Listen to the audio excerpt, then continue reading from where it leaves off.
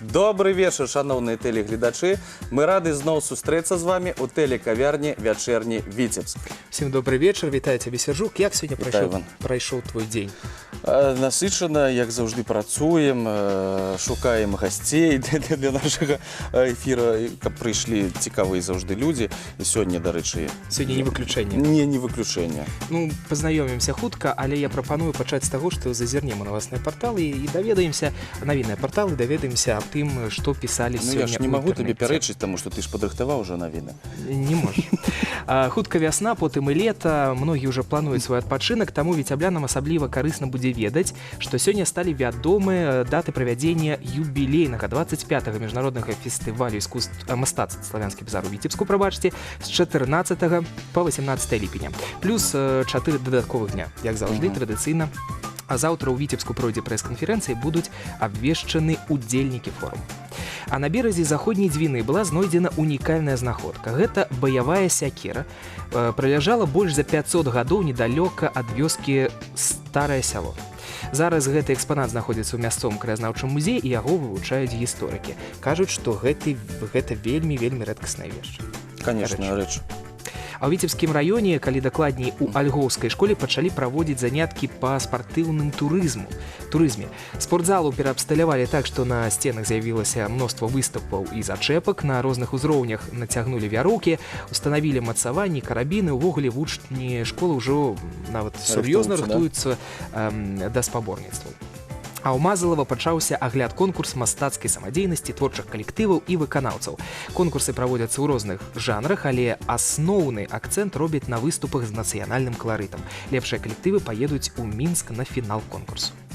Ну, а самадзейнасць усюды розная, усе забаўляюцца як могуць. У Японіі, у горадзе Токіо, адбылася незвычайная акцыя. 10 000 чалавек пераапрануліся ў мілых жоўтых персанажаў вядомага мультфільма «Міньёнаў». Спачатку адбыўся забег у касцюмах на дыстанцыю 1 кіламетр, а завяршылася ўсё грандыёзным канцэртам. Самае цікавае то, што зараз гардэроб 10 000 японцаў вось папоўніўся касцюмамі міньёнаў. Не Японія, а міньёні. Ну, нават так. Можна і на працу пайсці, і ў рэстаран, і ў кафэ. Уся страна апранулася ў міньёнаў. Ну, мы даведаліся, што адбываецца ў нас у Віцебску, што ў Японіі, але якія яшчэ мерапрыемствы чакаюць непасрэдна ў нашым горадзе, вы даведаецеся з нашай афішы.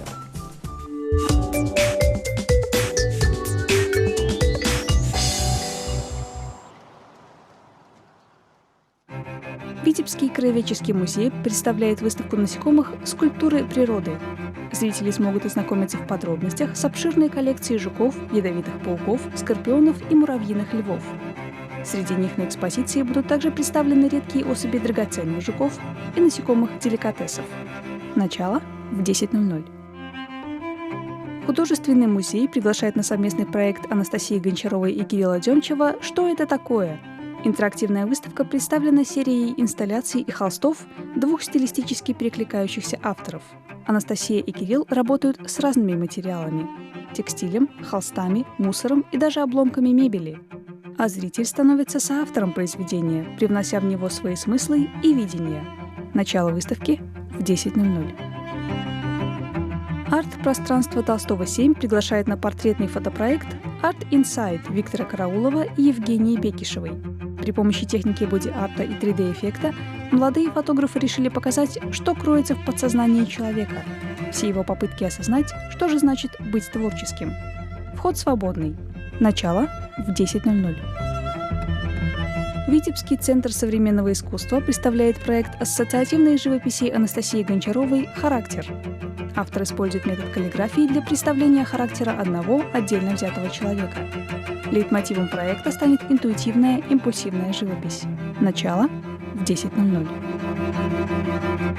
Витебская областная филармония представляет концерт фортепианной музыки пианиста, лауреата международных конкурсов и доктора музыкальных искусств Юрия Блинова.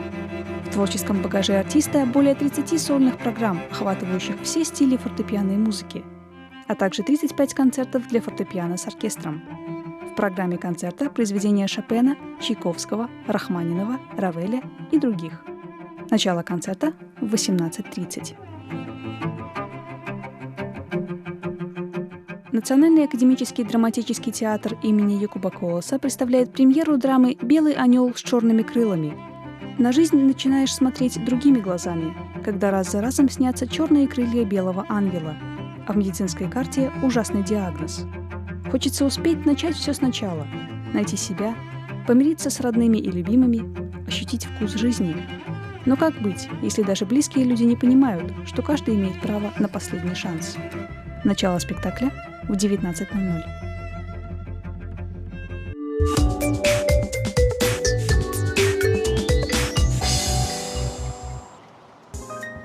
Вось такія цікавыя падзеі адбываюцца ці яшчэ адбудуцца ў нашым горадзе, але сёння значная падзея у нашай студыі, таму што прыйшлі вельмі цікавыя госці. Гэта Міхась Цыбульскі, мастацтвазнаўца, дацэнт кафедры выяўленчага мастацтва Віцебскага дзяржаўнага універсітэта імя Пятра Міроновича Машэрава і, канешне ж, чалавек года Віцебшчыны. Так, так. І Чэслаў Шамшур, прафесар кафедры дэкаратыўна-прыкладнога мастацтва Віцебскага дзяржаўнага універсітэта імя Пятра Міроновича Машэрава, член Беларускага саюза мастакоў і, канешне ж, мастак. Можна ўжо заўважыць, ёсць у нас тут і творы. І адразу скажам, што напярэдадні нашай сустрэчы мы са спадаром Міхасём так абмяркоўвалі, пра што ж можна сёння цікавае паразмаўляць у нашай тэлекавярні і вырашылі, што пра нацыянальнае ў мастацтве ўвогуле, не толькі выяўленчым. Давайте адразу і пачнем. Нацыянальнае ў мастацтве, што гэта? Ну, сапраўды, тэма нацыянальнага, яна такая тэма практычна вечная. І яна не сведчанне такога нейкага часу, ці не прыкмета нейкага часу. Яна заўжды існавала ў мастацтве. І яна хвалявала, гэта праблема хвалявала і мастакоў, і даследчыкаў мастацтва. Таму казаць пра тое, што вось толькі сёння раптам там з'явілася такое пытанне, і мы можам пра гэта казаць, канешне ж, не. І недалёкі савецкі час таксама падкрэсліў пытанне, вось толькі там была такая звязка нацыянальнага і інтэрнацыянальнага, але ўвесь час гэта хвалявала і як бы выклікала такое пытанне. Усё роўна нацыянальнае сваё была Безумоўна. Ці патрэбна гэта ўвогуле? Ці пра што мы павінны казаць? Чаму ў мастака павінна быць нейкая нацыянальная адметнасць і пра што яна павінна праяўляцца? І тым не менш, заўжды быў станоўчы адказ. Нацыянальная павінна быць. Праз розныя рэчы, праз выбраныя тэмы, праз выбраныя матывы, праз выбраныя персанажы, касцюмы, характары, арнаменты і так далей, пералічыць ўсё немагчыма. Праз колер, праз рытм, праз дыханне і біенне сэрцаў.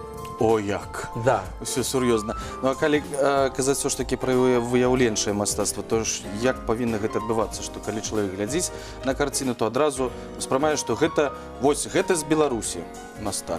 А вот добрый прыклад, я думаю, якраз сказаць пра майго калегу Чэслава Шамшура, які зусім літаральна учора адкрыў выставу, мастацкую выставу ў першай мастацкай школе, да, і пра якога можна так упэўнена сказаць, што гэта мастак адметна нацыянальны. Я думаю, што гэтае пытанне можна задаць яму, як ён гэта адчувае, як ён гэта спрабуе перадаць у сваіх творах, пра што. Дзякую, Міхась, за такую адзнаку высокую. Ну, так яна ёсць. Творчасці з'яўляцца нацыянальным мастаком альбо з рысамі нацыянальнага. У творчасці гэта вялікая пашана для мастака, я лічу. Ну, калі казаць, як гэта праяўляецца у маім мастацтве і ўвогуле, можа, у мастацтве, бывае часам, што гэта, ну, так не бывае, што вот надумаў я стварыць нейкі нацыянальны твор, і яго ты робіш. Гэта там сядзіць у сярэдзіне. Так, у свядомасці, у сярэдзіне чалавека гэта заложана, гэта нацыянальнае з дзяцінства, я лічу. Дзяцінства вельмі вялікі ўплыў. Гэта, напэўна, нейкая прызма, праз якую мастак проста глядзіць на свет. Мы, пэўна, зараз папросім нашага рэжысёра, так, у нас ёсць фотаздымкі твораў, так. Вось, пайшлі у нас карціны. Вось якраз рознага перыяду творы. Вячеслав Вячеславович, можете якраз некалькі каментараў дадаць, да.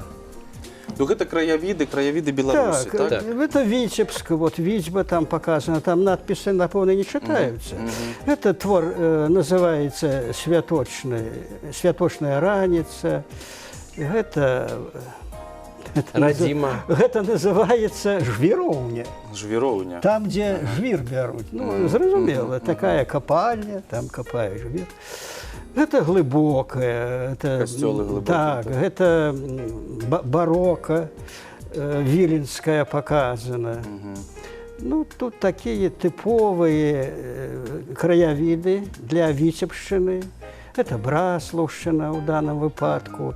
Нечто там, может.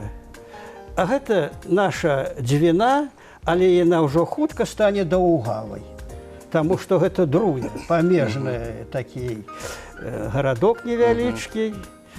І так, ну тут гэта ж. Ну, а вось ці можна ўвогуле праз Так. пейзажы, Так. да, данесці вось гэтую глыбіню нацыянальнага, такога народнага свайго каларыту, нашага, ўласна, беларускага? Я не ведаю, як гэта нават тэарэтычна. Адбываецца, як гэта адбываецца. Я не ведаю нават. Але да гэтага імкнуся. І гэта можа быць нейкія дэталі только. Вот, допустим, я только недавно сам это заўважыў. Я гэта не хацеў. У маіх пейзажаў нідзе не маёлак. Калі вот паглядзіце альбомы, я лічу, што ёлкі гэта Сібір, гэта тайга. Это прикметы нейкіх геаграфічнага рэгіёна. Гэта Сібір. Координаты ўжо ёсць. У мяне больш такія ініцы, вербы могуць быць, і лоз. Что там яшчэ? Вольха можа быць, нават кустарнікі. А характар будынкаў, дахі. Да, таксама Вось якія характарызуюць, скажем, там заходнебеларускую архітэктуру. Гэта з архітэктуры. А калі ўсё ж такі казаць пра больш глыбінныя, да, пра асаблівасці характару, якія ж у беларусаў, на ваш погляд, да, якія ж у беларусаў вось такія глыбінныя асаблівасці нацыянальнага характару, і як іх увогуле можна вызначыць, таму што, ну, мы можам, я думаю, пагадзіцца ўсе, што, напрыклад, усходні жыхар Беларусі адрозніваецца ўжо ад заходняга, так? Вось якія глыбінныя вось такія асаблівасці можна знайсці і каб адлюстраваць? Можа, каларыт. Каларит, да. Ну, вось гэта стрыманасць, яна таксама праяўляецца і ў жывапісе. Хоць пры гэтым вось гэта памежнае становішча паміж захадам і ўсходам, яно якраз такі яшчэ ажыўляе значна. Вось уплывы заходнееўрапейскага мастацтва, яно прыносіць такую большую свабоду, большы тэмперамент, большую такую актыўнасць колеру. І тым не менш, все ж таки, гэта канкрэтныя колеры, якія як бы адлюстроўваюць. Гэта не колеры нацыянальнага сцяга, гэта не колеры, скажем, арнаменту беларускага. Не толькі колеры, але і яны таксама. Да. Бо мы можам размаўляць пра розныя галіны. Ці гэта, скажем, дэкаратыўна-прыкладное мастацтва, гэта адно, жывапіс, гэта ці графіка, гэта зусім другое, і там гэта ўсё праяўляецца. І на каго больш разлічана вось такое нацыянальнае мастацтва? Ну, таму што мне здаецца, што беларусы нават кожны дзень могуць бачыць гэтыя пейзажы, кожны дзень могуць бачыць гэтыя дахі, гэтыя будынкі і таксама далей. На замежных гледачоў, якія могуць пабачыць і уявіць сабе, якая яна Беларусь, як гэта сказаць, з погляду мастака, які рабіў гэтую работу. Ці гэта больш для сваіх? У нейкай ступені гэта і для замежнага гледача, і для сваіх таксама, потому што ніхто не паедзе, скажем, глядзець у Беларусь творы, якія ў нечым падобныя на мастакоў заходняй Европы. Ну, навошта прыязджаць у Віцебск, у Мінск, у Гродна, каб пабачыць нешта падобнае таму, што робіцца ў Паріжы, у Берліне ці ў Ріё-де-Жанейра. Напэўна, людзі будуць прыходзіць у музей толькі з нагоды таго, каб пабачыць нешта такое індывідуальнае, нешта этнаграфічна прывязанае да таго рэгіёна, які яны наведваюць. Гэта вельмі важна, бо па сутнасці мастацтва можа ператварыцца ў, вось, скажем, для сучаснага мастацтва пытанне вось такой глобальнай еднасці, яно крыху пачынае знішчаць гэтыя межы. Але іх наяўнасць, яна дазваляе неяк не толькі ідэнтыфікаваць, яна дазваляе атрымліваць нейкую асалоду ад таго, што мастацтва, яно прыносіць нейкую сваю музыку свайго краю. Не так здаецца. Вельмі слушна сказано. Да. А вось я пераб'ю, Калі можа, ласка. а то забудуся сказаць, што калі ад нас патрабуюць справаздачу ў канцы года пра навуковую працу, пра В універсітэце, так. і там ёсць такая графа, а якая аддача ад вашай дзейнасці. Тады я пишу, што мои пейзажы Натхняють натхняюць, это па-першае, а па-другое, яны ўкладваюцца ў дзяржаўную праграму развіццё турызму ў Беларусі. Безумоўна. Гэта таксама. І тады я атрымліваю добрую адзнаку па сваёй справаздачы. Быў слушны правільны адказ. Ну, глядзіце, калі ўсё ж Для такі развіцця турызма. Так, мы ўжо закранули такую з'яву, як глобалізацыя, да, эпоха глобалізацыі, паўсюль пра гэта кажуць. А ці патрэбна тады ўвогуле вось нацыяналізацыя культуры, да, мастацтва, калі можна проста сказаць, я землянин, я чалавек з планеты Земля, і я не прызнаю межаў, да, што гэта планета агульная, і навошта мне, напрыклад, вылучацца нейкім, што я тут беларус. Я магу і там, і там. Ну, заўжды, я думаю, што гэта ва ўсіх галінах мастацтва відавочна. Не цікава глядзець, чытаць, слухаць адно і тое ж. Заўжды чалавек выбірае нейкую арыгінальнае, нейкае своеасаблівае, каб адчуць нейкія танальнасці новыя, каб адчуць нешта новае. Ну, які сэнс? Вот сучаснае мастацтва, конечно, яно адметнае тым, што, скажем, вот, под уздзеяннем глобальных нейкіх тэндэнцый яно ператвараецца ў такое актуальнае мастацтва, якое як быццам бы пазбаўлена. Пачынаючы з 20-го стагоддзя гэты рух пачаўся, і як быццам бы вот гэта пытанне стаць мастаком свету, не прывязаным да ніякіх каранёў, як быццам бы яно натхняла і рухала авангардам. Безумоўна, але напрыканцы мы сёння пачынаем казаць, што тым не менш, скажем, авангард, даследуючы рускі авангард, мы шукаем сувязі нават рускага авангарда з рускім іканапісам. І гэта прайшло ўсяго якіх-небудзь 30-50 год пасля дзеяння авангарда, і пачалося вось такія пошукі ўсё ж такі нейкіх глыбінь гэтага авангарда. Як і пра Шагала можна казаць, да, што ён прызнаны мастак свету, але ўсё роўна Віцебскі ён пранёс свае творы. Увогуле, тут увогуле цікава, бо, скажем, у другой палове 20-го стагоддзя, ды і ў пачатку, даволі часта і Шагала, і Пэна ругалі за нейкае адлюстраванне местачковага побыту, за нейкую такую адсутнасць вось гэтай такой глобальнай накіраванасці нейкай, ну, у той час савецкай, ідэалагічнай, але тым не менш. Але потым мы сталі толькі разумець, што менавіта ў гэтай местачковасці ёсць самае смачнае тое, што хочацца бачыць гледачу. Адметнасць, конечно. Бо менавіта гэта і ёсць, напэўна, самае важнае. Так. Ну, а вы працуеце са студэнтамі. У студэнтаў ёсць зацікаўленасць да папулярызацыі неяк нацыянальнага, ці ўсё ж такі яны больш ужо вось такое маладое пакаленне глобалісты? Ну, цяжка сказаць. Я думаю, што розныя ёсць. Маладое пакаленне, конечно, мне вельмі падабаецца тым, што іх прыхільнасць да беларушчыны, да нейкіх ідэй такога нацыянальнага кантэксту, яна даволі такая выразная. І вось гэта жаданне ўсё ж такі рабіць не так, як некалі у нас былі тэма працы, тэма там, што ў нас, в калгасе, да, малявалі кампазіцыі. Зараз все часцей і студэнты звяртаюцца да нейкіх нацыянальных святаў, адлюстравання, да нейкай міфалогіі беларускай, да фальклору. І гэта ёсць якраз такі адлюстраванне таго, што ёсць жаданне. А ў прыкладным мастацтве, напэўна, Вячеслав Вячеславович можа сказаць, вось, скажем, выкарыстанне традыцыйных арнаментаў, да? Так. Ну і больш за ўсё, як вот Міхась сказаў таксама, што гэта святы беларускія. І святы такія, як каляды, як Вялікдзень, і ў розных тэхніках выконваюцца. І ў кераміцы пано робяцца на гэтыя тэмы. Да, дыпломныя, курсавыя працы, гэта па сутнасці ўжо у гэтых накірунках яны вельмі... Батыкі, ну, у графіцы вельмі многа такіх рашэнняў. І мы заўсёды падтрымліваем гэта. Ну, а як вось прыцягнуць увагу моладзі да нацыянальнага? Гэта іх уласнае жаданне, ці ўсё ж такі вы ўплываеце на іх нейк светапогляд? Ну, напэўна, нейкай ступені уласнымі прыкладамі, толькі пачынаючы ад мовы. Імкнёмся ўплываць. Наколькі гэта ўдаецца, гэта казаць цяжка. Але ў першую чаргу гэта ўсё ж таки дарослыя людзі, і іх выбар гэта свядомы выбар чалавека, які ці выбірае родны край у якасці такой, ну скажем, нішы для сябе, для сваёй, для утульнасці такой, для творчасці, ці выбірае вось гэта чалавека свету, для якога арыенцірамі становяцца нейкія там сусветныя каштоўнасці. Я думаю, што так ці інакш все роўна мастакі прыходзяць да вось гэтай сваёй роднай зямлі.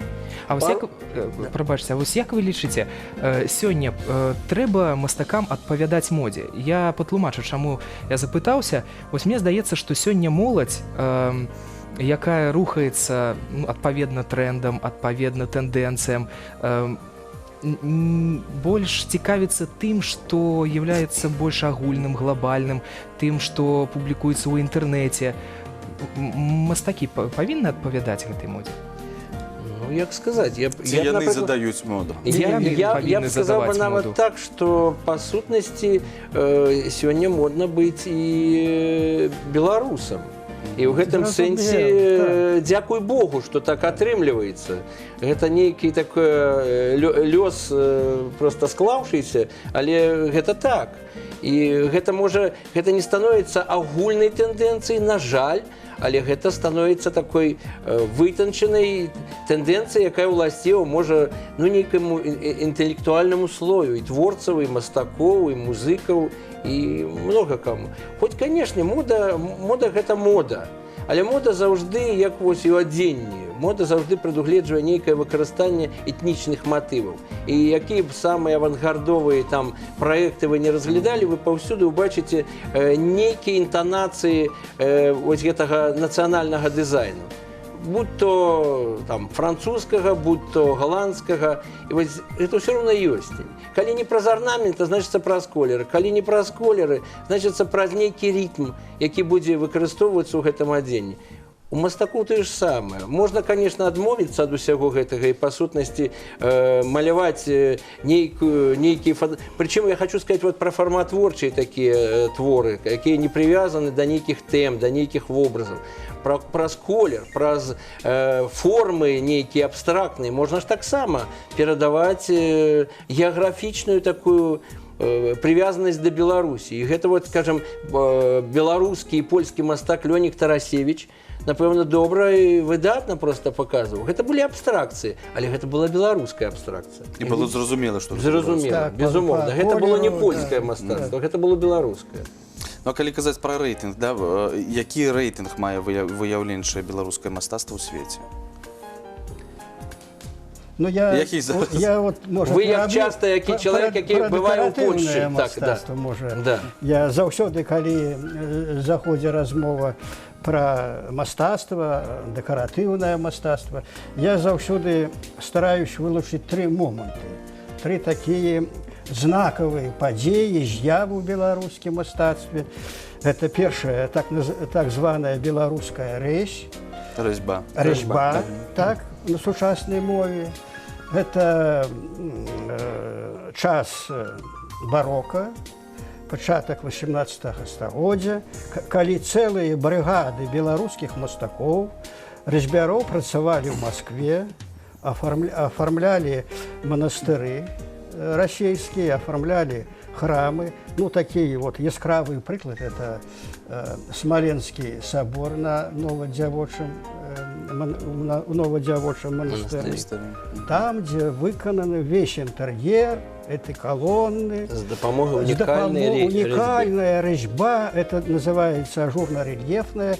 Она прозрыстая резьба. И она в Чаренже не пустая там. Вот, там специальные технологии были. І гэтым Беларусі... А зараз ёсць гэтай традыцыі, яны захоўваюцца? Захоўваюцца у нас на мастацка-графічным. Гэты від разьбы вывучаецца, ну, можа, там...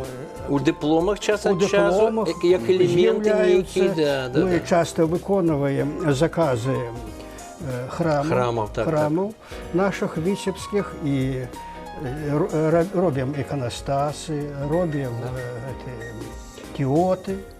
Вот, і там гэта рэзьба выкарыстоўваецца як творчы такі... Як традыцыя беларуская. Як традыцыя беларуская. Вот, як творчы прыём. выкарыстання.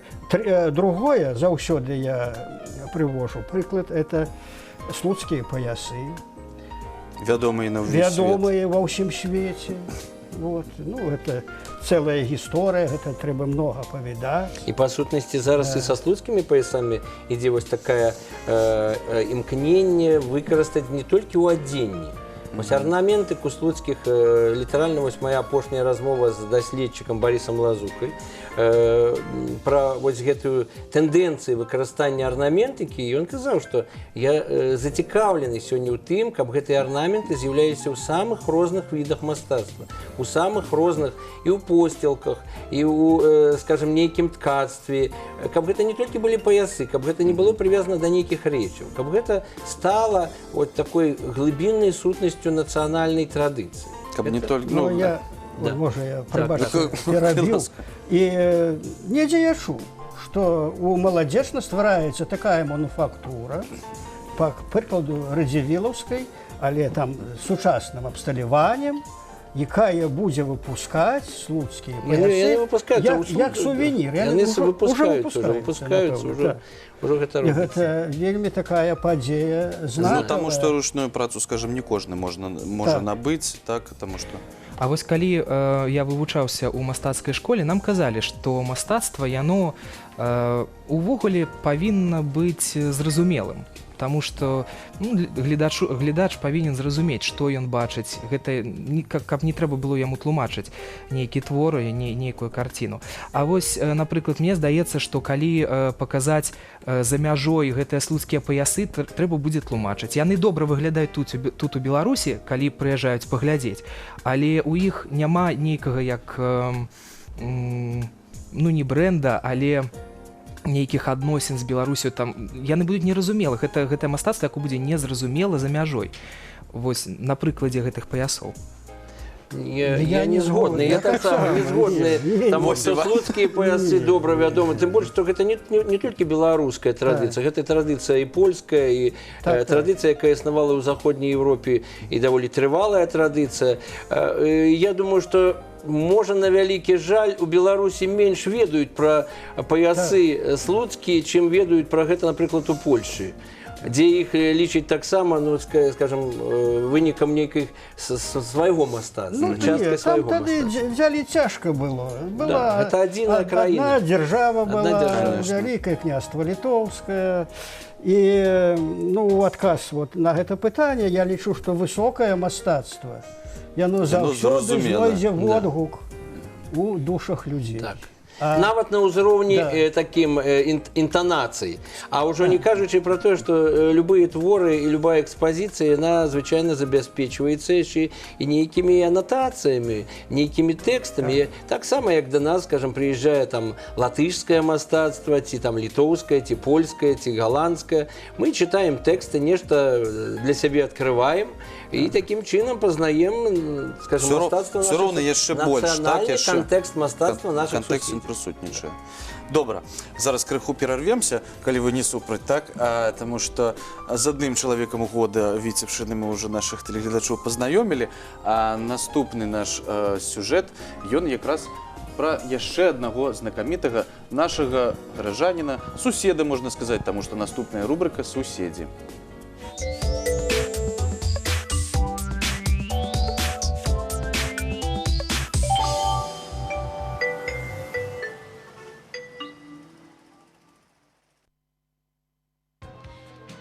Киселеву Константину Леонидовичу. Чалавек года Віцебшчыны. Гэтую узнагароду дырэктар гімназіі нумар 2 сціплы чалавек Константин Кісялёў раздзяляе з усім калектывам. Калегі ў адказ сцвярджаюць, што здаровымі амбіцыямі на перамогі зарадзіў іх менавіта малады кіраўнік. Как только он появился в нашей гимназии, он сразу же стал нам внушать, что мы одно из лучших заведений учебных нашего региона, и у нас стало получаться, вот как видно по результатам. Сёння навучальная установа ўваходзіць у дзесятку лепшых у Беларусі. За мінулы год ганаровае званне стыпендыяту прэзідэнцкага фонду па падтрымцы таленавітай моладзі атрымалі 14 вучняў. Гімназія нумар 2 першая і пакуль адзіная навучальная установа в обласці, якая занесена на рэспубліканскую дошку гонору. Тут ставяць моўныя эксперыменты і паглыблена вывучаюць матэматыку. Царыца навук дапамагае гуманітарыям асвойваць навыкі сістэмнага мышлення, логікі, умення фармуляваць думкі. Наши дети изучают математику чуть не 6 часов в неделю. Это дает возможность более глубокого и качественного усвоения материала, более качественной подготовки к поступлению в высшие учебные заведения. У рабочым раскладзе дырэктара ёсць і настаўніцкія гадзіны. Ён выкладае рускую мову і літаратуру. Лічыць, веданне моў сучаснаму чалавеку проста неабходна. А дамашнія тэсты на пісьменнасць ад патрабавальнага настаўніка атрымлівалі нават бацькі гімназістаў. Камп'ютарная праграма Word с проверкой правопису не научит человека правильно размовлять. Мы не только пишем с помощью языка, мы с помощью языка общаемся. И кто ясно мыслит, тот ясно излагает. Очень важно знать язык вне контекста времени. Русский язык у нас вместе с белорусским родной язык. У Константина Кисялёва есть свои секреты, як заахвоціць, натхніць, адзе і трапна пожартовать. Константин Леонидович всегда находит правильный подход к своим ученикам и помогает нам раскрыть какие-то скрытые таланты. Он также помогает осознать, чего можно достигнуть, если найти нашим способностям правильное применение. Константин Леонидович со своими вучнями не только на уроках. У ліку пешых ён здае макулатуру, кружыцца з імі ў вальсе, спявае на выпускных, выступае на школьным тэлебачанні. Гэта бацькі навучылі яго не толькі словам, але і справай быць прыкладам для сваіх вучняў. Я сам выходец из педагогической династии. У меня прадедушка мой был директором школы. Дедушка Василий был директором школы и отличником народного образования Республики Беларусь. Родители по образованию педагоги, бабушка. То есть вот я уже, получаюсь, педагог в 4-м поколении. Максим и Андрей Кисялёвы з гонарам сочаць за заслугамі бацькі, а чалавек года Віцебшчыны Константин Леонидович спадзяецца, што педагагічная дынастыя Кісялёвых абавязкова працягнецца.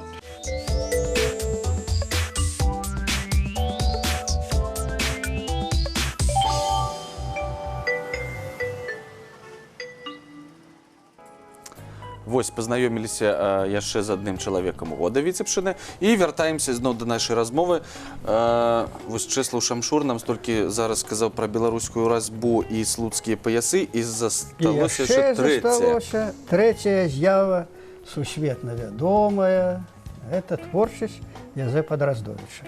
Дарэчы, недзе чуў я вытока, я не ведаю, састаўлены такі рэйтынгавы даведнік, і там уключана 100 сусветна вядомых творцаў, мастакоў, і сярод іх наш беларус адзіны Язэп Драздовіч. Не, там двое, там і Шагал, і Драздовіч. Там два мастакі беларускіх. Можа, ён сусветны. Ён звыклый уже. Да, звыклый.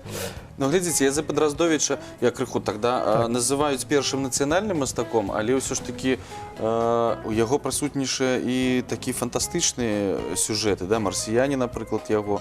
Вось як гэта звязаць можна? Гэта была вельмі рознастаронняя асоба, рознабаковы, развіты чалавек. Вечны вандроўнік, як яго называлі. Так, гэта вечны вандроўнік, як пісаў Арсен Ліс у сваім даследаванні.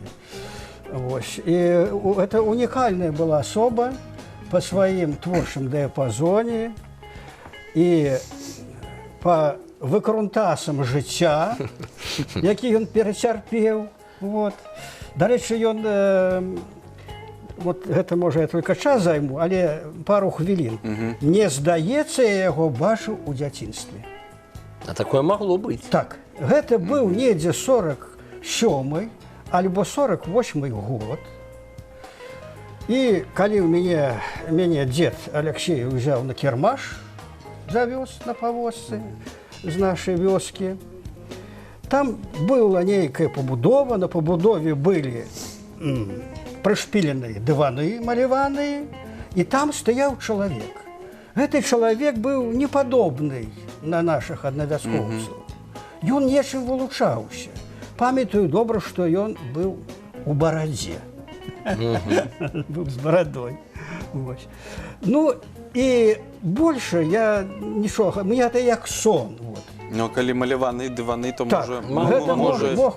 І я ўжо так спадзяюся, што менавіта гэта ён быў, і мне пашчасціла бачыць жывога Драздовіча. Дарэчы, там ёсць такая мясціна, называецца Станулева. Там калісьці была маёнтак маленькі быў. І недзе там у канцы 19 века там працавала яго маці у гэтым маёнтку. Вось, і ён хлопчыкам там гуляў сярод гэтых ліп маёнтка па гэтых сцежках. Магчыма, так. Гэта ёсць недзе ў нейкім вытоку, не ведаю этого. Вот. А наконт фантастычнага жанра можна пракаментаваць, скажем, зрабіўшы параўнанне з тым жа Чарлёнісам.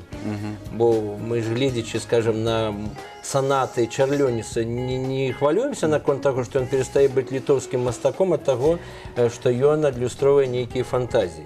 Бо фантазія і фантастыка – гэта частка таго космоса, у тым ліку і этнічнага, у тым ліку нацыянальнага, які таксама развіваецца, бо гэта не было аднекуль. Гэта ўсё роўна, любая фантазія – гэта тое, што грунтуецца на некалі убачаным мастаком, на некалі так вот зразуметым, нейк інтэрпрэтаваным. Таму космас Драздовіча – гэта нейкая фантазія, у якой вельмі добра прачытваюцца нейкія, ну, як бы кропкі такой беларускасці. Тут няма праблем. Ну, вось мы так з Іваном все больш з глобалізацыі, да, все імкнемся звязаць. А вы спрабуеце нас давесці да... Звярнуць у другі бок. Так, а не то, што другі бок. Ну, глядзіце, вось калі мы кажам пра сусветную культуру, ну, напрыклад, да музыкі, мы з вами дамаўляліся, што не толькі, напрыклад, выяўленчае мастацтва, а ўвогуле, да, мастацтва і музыка таксама. Ці можна лічыць Моцарта толькі вось адлюстраваннем выключна аўстрыйскай культуры? Ну, нам ён у першую чаргу цікавы менавіта гэтай сваёй як бы прывязкай. Таму што зразумела, што мы спрабуем пачуць там менавіта вось гэтую тэрытарыяльную. Хоць пры гэтым, канешне, гэта ўжо класіка. Тут адбываецца так, што мастак, калі ўваходзіць у пантэон уже такіх класічных асоб, канешне, можа, нацыянальнае яно перастае быць такім выпечаным, такім больш такім, як бы, асобным. Это становится часткой агульнай асобы творцы. И тут я не бачу ніякай праблемы. Ну, вы ж не супраць мастака і для не супраць сусветнага мастацтва вогуле. Зноў такі калі пра музыку, да, і вось яшчэ такая апошняя рэмарачка, што існуе стыль world music, так, музыка свету, у якой выбраны гэта нельга сказаць, што гэта поп ці рок ці нешта там джаз яшчэ. Так, гэта і этнічныя матывы, гэта пераплецена ўсё з усяго свету. І яна, дарэчы, выклікае вялікую цікавасць паўсюль. Я думаю, што як і ежа павінна быць рознай, так і мастацтва павінна быць рознай.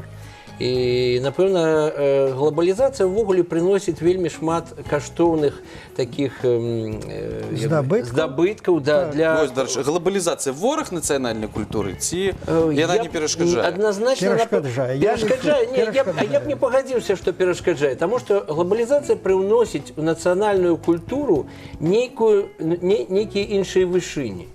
Скажем, тое, што становіцца, вот як мы закраналі музыку, вось гэта этнамузыка, якая выцягваецца, бо яна ж ужо не падобна на тую музыку, якую там можна было сустрэць у нашых вёсках. Гэта зусім іншая інтэрпрэтацыя, гэта іншы ўзровень, але пры гэтым нацыянальны, што называецца, кантэкст там прачытваецца вельмі лёгка. Таму тут нельга сказаць, што гэта зусім ужо такі вораг глобалізацыя. Наадварот, чаму вы лічыце, што гэта вораг?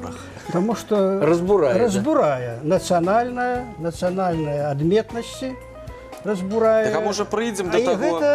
Але гэта, напэўна, з'ява такая, яна заканамерная. Яна заканамерная, да. Таму што, як кажуць, у мастацтве ёсць традыцыі, але ёсць і наватарства. Таму гэтыя элементы глобалізацыі напэўна уплетаюцца як наватарскія нейкія матывы, як наватарскія прыёмы і ў нацыянальную і музыку, і іншае мастацтва. Там, напэўна, увесь час змяняецца доля. Доля нацыянальнага, доля і доля такое сусветнага. І вось гэта глобалізацыйнага, як бы. І таму проста колькасць таго ці іншага, як у цукерках, там больш таго ці больш гэтага. Змяняецца, так і тут, напэўна, можна толькі зразумець, што для мастака лепей. Для аднаго творцы больш гарманічным выглядае выкарыстанне ці зварот да нацыянальных тэм, да нацыянальнага нейкага каларіту. Другія лічаць для сябе мэтазгодным адысці максімальна і пазначыць толькі, скажам, сваю нацыянальную прыналежнасць у нейкай назве, намаляваўшы абстракцыю, але чамусьці назваўшы яе па-беларуску. Вот гэта нацыянальнае мастацтва, безумоўна, бо назва твора – гэта ключ да яго спазнання. Вось ён той космос. Вось яны тыя магчымасці як бы нацыянальнага, калі мы кажам. Гэта не проста намаляваць нейкага дзеда ў нейкай этнічным там касцюме. Гэта самае прымітыўнае выяўленне. Ці абавязкова намаляваць... Ці беларускага коціка. Да, ці беларускага коціка. Гэта можа быць абстракцыя, але па нейкіх унутраных музыках гэтай абстракцыі яна будзе беларускай. Гэта вельмі важна. Для самого мастака, бо ён будзе адметны, ён будзе пазнавальны. Калі ён будзе падобны на мастака з Польшы ці, скажем, там, з Германіі, ну, я думаю, што гэта нічога страшнага няма, але для таго, каб яму стаць, скажем, у той жа Германіі ці ў Польшы вядомым, яму даволі праблемна гэта будзе. Бо падняцца, гэта нейкае зусім іншае поле, і зусім непрымальнае для яго, зноў жа, мяне ўвесь час на музыку зварачваеш ты, таму я і кажу, там зусім іншая музыка атрымліваецца ўнутры. Ну так, але ж пра беларускага коціка я не проста так сказаў. Зараз мы нашага аднаго коціка зробім вядомым. Нацыянальным героем. Ну, можна і так сказаць. Я хочу пазнаёміць нашых гледачоў з маленькім пухнатым героем рубрыкі, якую мы робім сумесна з прытулкам для бяздомных жывёл. Гэта Чарныш. Ён вельмі малады, але, як кажуць супрацоўнікі прытулку, ён расце і мацнее з кожным днём. Вельмі хутка ён стане буйным і даўгалапым. Гэтая кацяня вельмі асаблівая. Справа ў тым, што ён вельмі ласкавы і любіць абдымацца. Сябруе з іншымі жывёламі, добра ладзіць з людзьмі. Чарныш прышчэплены і здаровы, вельмі шукае свой дом. Калі вы шукаеце котку, які любіць абдымацца, звяжыцеся з прытулкам для бяздомных жывёл па тэлефонах, якія вы бачыце зараз на экране, або пішыце ў групу ВКонтакце «Віцебск. Прытулак для бяздомных жывёл». А яшчэ ў гэтай суполкі рэгулярна праводзяцца акцыі, супрацоўнікі дзеляцца фатаграфіямі сваіх гадаванцаў і ўвогуле усе падрабязнасці можна знайсці ў інтэрнэце. А вось дазвольце мне такое пытанне ў працягу нашай тэмы. Мы кажам пра глобалізацыю, пра нацыянальную культуру. А вось як вы лічыце, сёння культура сапраўды глобальная ці яна больш амерыканская? Таму што я бачу шмат англаязычных твораў. Я бачу росквіт англаязычнай музыкі, кіно, літаратуры і ўсяго-ўсяго. Гэта сапраўды глобальная ці гэта больш ужо культура нейкай Амерыкі, нейкай краіны за акіянам? Мне здаецца, што сама поп-культура, якая зараз можа больш такая дамінуючая у прасторы культуры і мастацтва, поп-мастацтва, такое папулярнае масавае мастацтва, безумоўна, яно ў сабе ўтрымлівае больш нейкіх амерыканскіх рысаў, можа, хоць зараз ужо падзяляць у глобалізацыі, напэўна, вось там-то падзяліць, дзе там чыё, бо мы калі кажам амерыканскае, прабачце, гэта ж нацыянальнае. Вот там уже отделить американское от заходнеевропейского, от французского, от английского, я бы уже не ризыкнул бы. Там глобальная идея, глобальные тенденции, и оно характерно для всех. И это можно встретить уже во всей Заходней Европе. Там вельмі складана што-небудзь. Ну, не трэба так, можа, перабольшваць пагрозы ад гэтага. Да, і пагрозы ад гэтага не будзем баяцца. Да, не будзем гэтага баяцца. Я просто што хачу сказаць, напрыклад, калі вось Іван кажа пра музыку, да, што там Амерыка, ангельскамоўны, гэта ўсё. У нас у студыі былі шмат ужо гуртоў беларускамоўных, і зараз тэндэнцыя такая, што калі з'яўляюцца маладыя гурты, яны спяваюць па-беларуску, таму што гэта зараз тренд. І яны выступаюць за мяжой у Заходняй Еўропе непасрэдна па-беларуску, і гэта там цікава. Ім не цікава зноў пачуць яшчэ адну чарговую групу, якая спявае па-ангельску. Я згодны. Ой, погодилися. Погодилися. Згодны. А ось я хочу звярнуцца да арнаменту. Да? Мы уже не раз сёння пра гэта казалі. Зараз гэта модна, вышыванкі, але існуе такая праблема, што этнографы, яны выказваюць свае негатыўныя водгукі на выкарыстанне арнаменту, што мы не ведаем нічога, і вось паналяпалі паўсюль. І ввогуле таксама этнографы штурмуюць і музыкаў, якія робяць народныя песні ў сваіх аранжыроўках. Я вось вашу думку хочу пачуць наконт гэтага. Мне падаецца, што гэта маё ўласнае меркаванне, што гэта занудства. Может. Занудство, але бывае парушэнне, што, як кажуць, ляпаюць арнамент на Не тую ў тэму, як форму, кажуць, да. на тую форму, якая не прымае гэты арнамент. Ён адпадае. Павінна дэкор цесна пераплетацца са зместам, з формай таго прадмета, на якім ён ляжыць, гэты арнамент. Таму і бываюць такія ляпсусы, дзе ён і не патрэбны, не да месца гэты арнамент. Можа, гэта і слушная зувага. Але ў любым выпадку гэта павінна грунтавацца на такім вывучэнні сутнасці арнамента. Бо ёсць цудоўныя, скажам, даследаванні. Ці трэба так ужо дасканала вывучаць арнаменты? Трэба вывучаць, таму што гэта традыцыя, гэта сімвалы, гэта семіётыка. Ёсць цудоўныя кнігі, у выяўленчым мастацтве гэта і Кацар.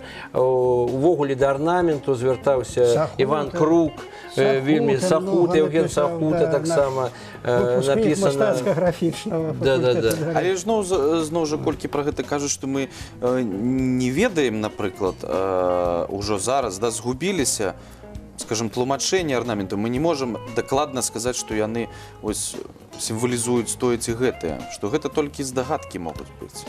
Ну, можа, гэта і здагадкі, но ў любым выпадку трэба, канешне, акуратна, скажам, абыходзіцца. Я не хацеў бы сказаць асцярожна, але акуратна абыходзіцца з сімваламі, таму што іх перабольшванне... Не раскідвацца імі. Але я лічу, што перабольшванне, яно можа, наадварот, зможа натхніць нейкага маладога чалавека на вывучэнне гэтага. Ну, цяжка сказаць, ведаеце, у свой час... Ці, напрыклад, народныя песні, калі зараз у новых апрацоўках, аранжыроўках, калі я нават увогуле не ведаў, як яна гучыць, то хоць у гэтай аранжыроўцы я паслухаю. Ну, напэўна, колькасцю ўзяць, то можна, конечно, так прывучыць крыху да таго, хоць бы, што вось гэта уласцівасць беларускага такого кантэксту. Вось гэта беларуска. Вот это арнаменты, гэта все, што з арнаментам, гэта беларускае, з беларускім арнаментам.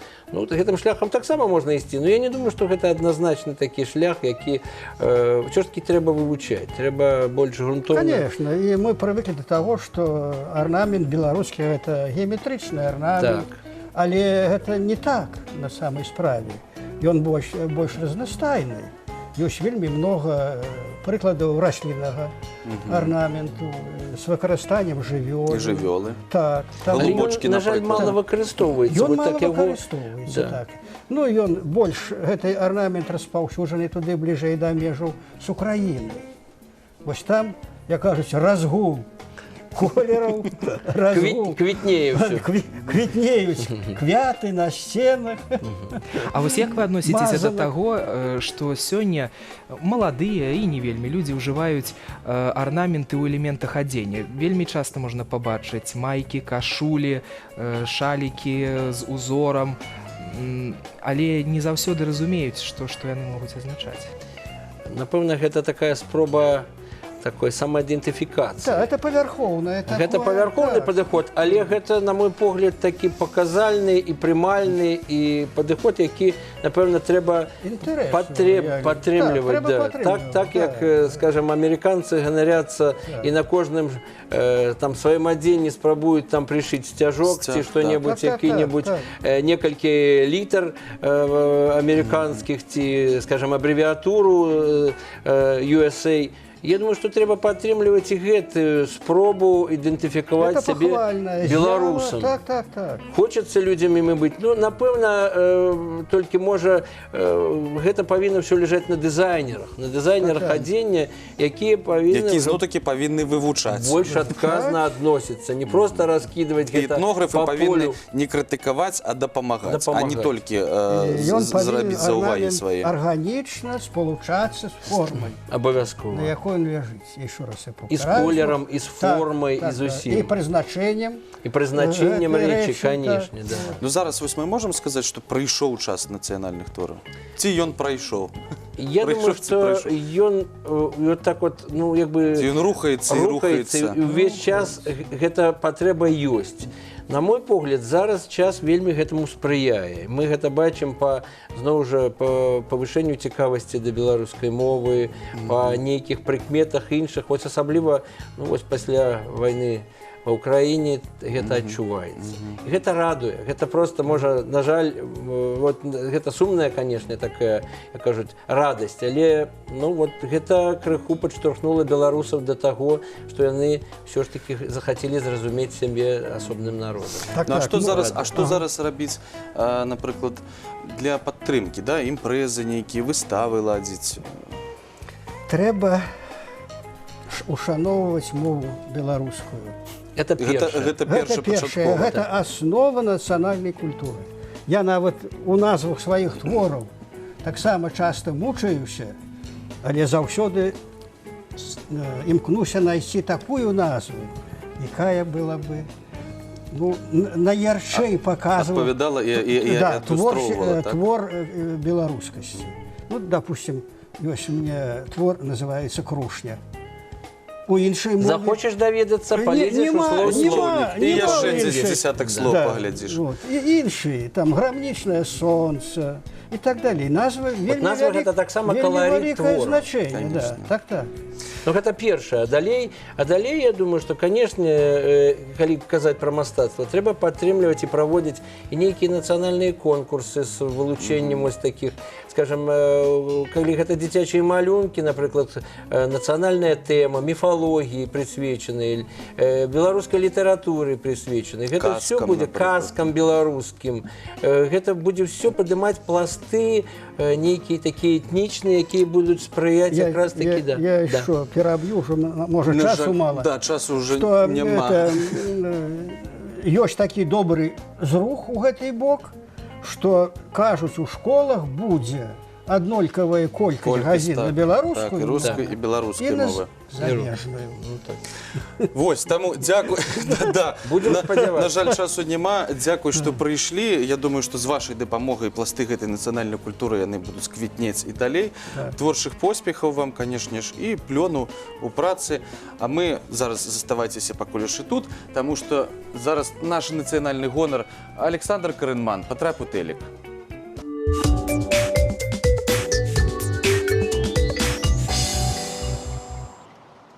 Обувной холдинг «Марка» представляет «Попади в телек».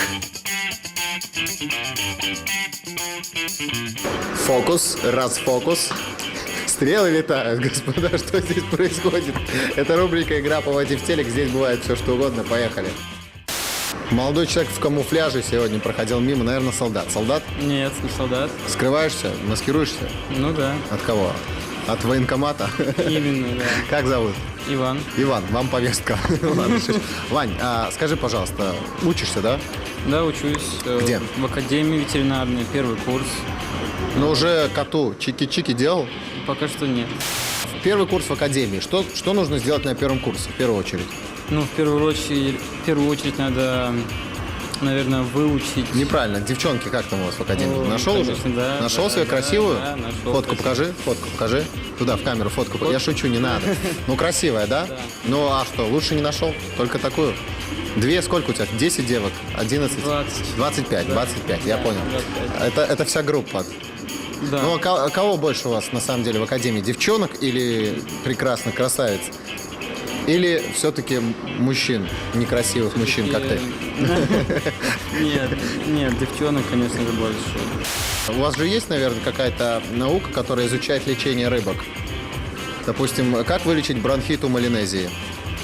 Не знаешь, да? Ну, первый курс. Первый курс, Да, я шучу, ладно. Слушай, сегодня попадаешь в телек, можешь рассказать, в принципе, что-то другое. Не обязательно нам рецепты для хомяков выписывать. Все, что угодно. Привет и поздравления. Давай. Молодец, красавец. Хочу пожелать в первую очередь своим близким и родственникам счастья, добра, любви, чтобы долгих лет жизни. Также хочу отметить своих друзей, Они очень дороги мне. А у нас песня из рубрики «Не пришей кобыле хвост». Снегири, герои, погляди, ну а лучше в телек попади. Вы только посмотрите, какая у нас сегодня красавица в гостях. Как тебя зовут? Алена. Алена. Ну, смотрю, ты с фликером, да? Ты что, ходишь по темноте? Иногда. Откуда ты идешь по темноте? От гимнастики иногда. Да, ты ходишь на гимнастику? Ты там ленточкой красиво делаешь, да? А умеешь уже делать сальто? Сальто умеешь делать? А на шпагат садиться? Да. Легко вообще на шпагат? А сейчас можешь сесть? Или здесь пол грязный? Не знаю. Правильно, грязный пол. Вот видите, как хорошо вас воспитала мама. Потому что потом ей стирать надо штаны, да? Зачем нам это надо? Правильно, не надо садиться на шпагат. Сегодня ты можешь попасть в телевизор, передать привет всем своим друзьям, всем своим подружкам, родителям. Все очень просто. Чтобы попасть в телевизор, тебе нужно, смотри, попасть в одну из 3 мишеней. Молодец, гол, давай 5. Проходи вот сюда. Привет. Я передаю привет своим родителям. Я Всех передаю люблю. привет своим родителям. Я всех люблю. Вот и все, вот и кончилось попади в телек, тарам-барам-бабам. Вот и все, расставаться всегда тяжело, пам-пам-парабам. А мне, в принципе, не очень, поэтому пока. Обувной холдинг «Марка» представляет «Попади в телек».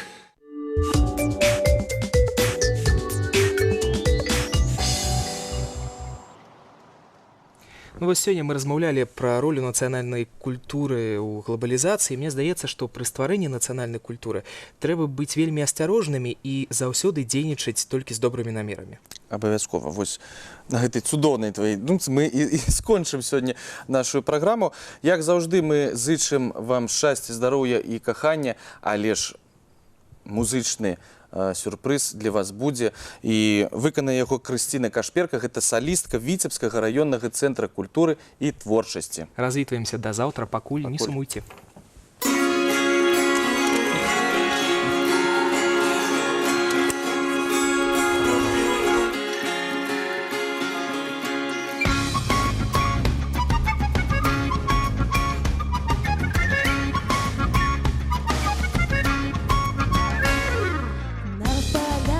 Девки водят карагод, танцы ты припевки, дивится народ.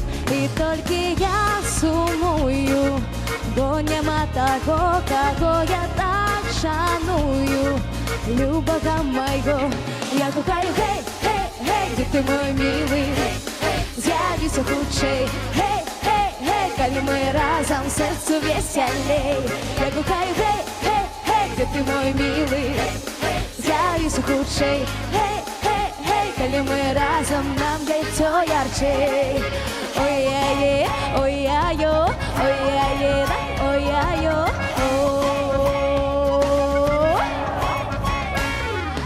сонейка заходить, месяц устае, але мой миленький нешта не йде, бо заблукав у лесе.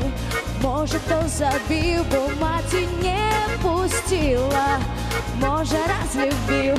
Я кохаю, гей, гей, гей, где ты мой милый? З'явіся хутчэй, гей, гей, гей, коли мы разом сердцу веселей. Я кохаю, гей, гей, гей, где ты мой милый?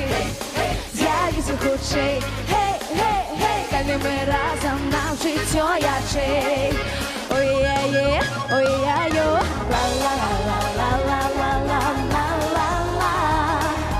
ла-ла-ла-ла-ла-ла-ла-ла,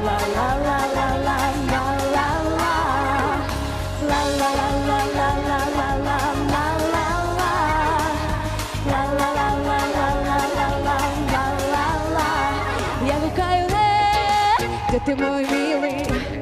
З'явіся хутчэй, гей, гей, гей, коли ми разом нам життя ярчей. Гей, где ты мой милый? З'явіся хутчэй, гей, гей, гей, коли ми разом нам життя ярчей. Ой-я-е,